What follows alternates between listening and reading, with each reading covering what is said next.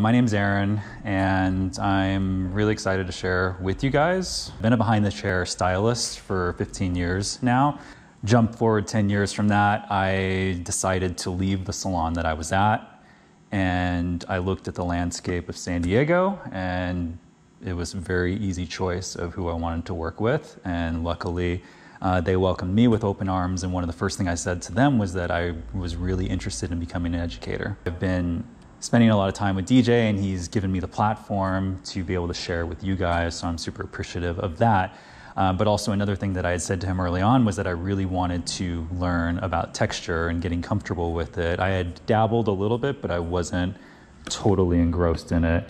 And who better to ask than somebody who's a career educator, who's basically an encyclopedia for hair.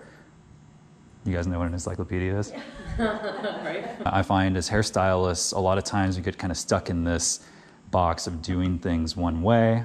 We find a couple haircuts that we want to push onto basically your entire clientele. The real game changer for me, and once I started working with him and getting into his brain a little bit, is really focusing on suitability, focusing on the intent, all of the aspects of design that goes into what we do, and rather than just putting the A haircut, the B haircut, the C haircut onto people, you start actually looking at the landscape. And for me, it really started to change once I started to look at people and you start to anticipate what's gonna actually look good on someone. I think there's a lot of information out there right now on how you are supposed to go about working with a specific texture.